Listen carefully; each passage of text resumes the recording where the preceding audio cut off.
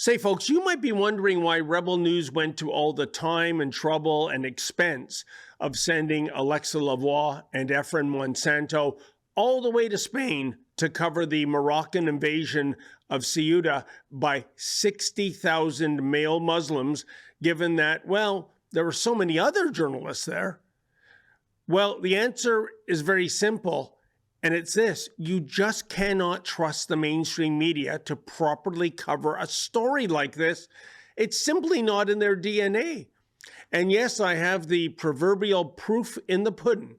And that proof comes via an Agence France Presse wire service story that was inexplicably published in the Toronto Sun the other day. Truth be told, my spidey senses began tingling big time upon simply reading the headline.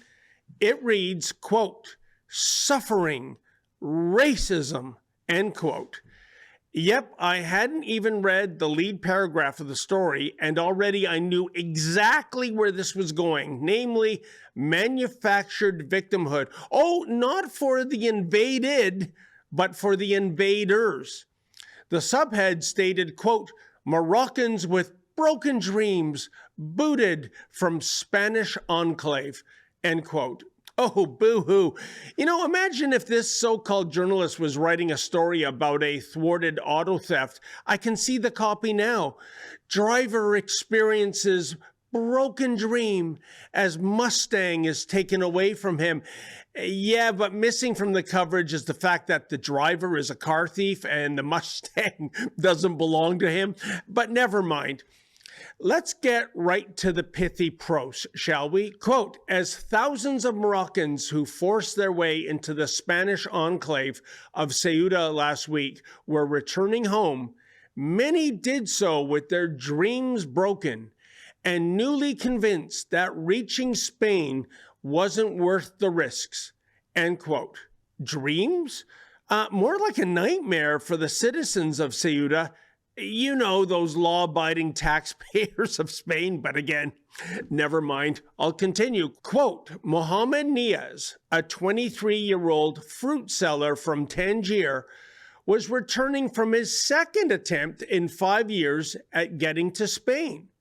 He told Agence France Presse he had gone in search of a better life, but found nothing but suffering and racism, and complained that he had been unable to find any food for 2 days in the Spanish city after swimming to reach it. Never come here. You'll only suffer," he warned those who might follow in his footsteps, end quote.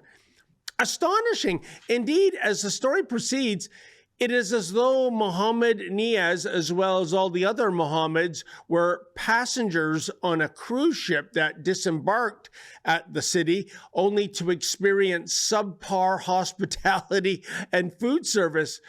Were they really expecting to be greeted by the welcome wagon, complete with an event planner going out of her way to accommodate them?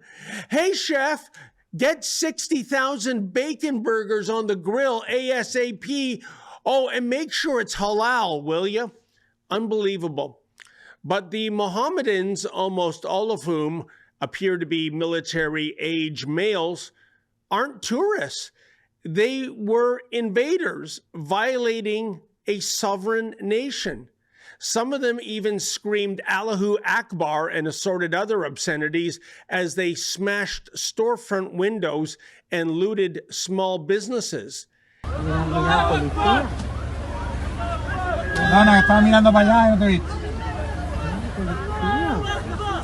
And yet they are so entitled that they have the audacity to complain about their treatment.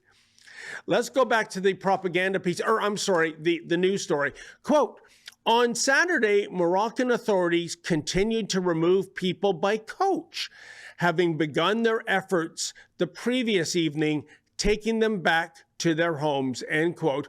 Oh, for the love of God, those criminals were being removed and the authorities were using lowly buses to transport these guys as opposed to, oh, I don't know, stretch limos.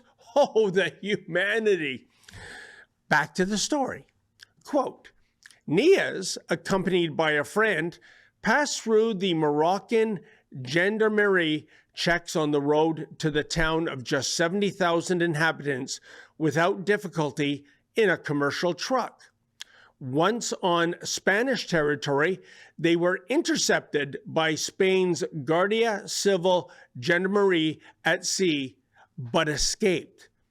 In the city of 80,000 people, however, they didn't receive the welcome they had expected.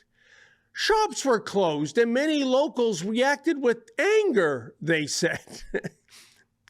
They mistreated us. Some chased us with sticks. They were racist.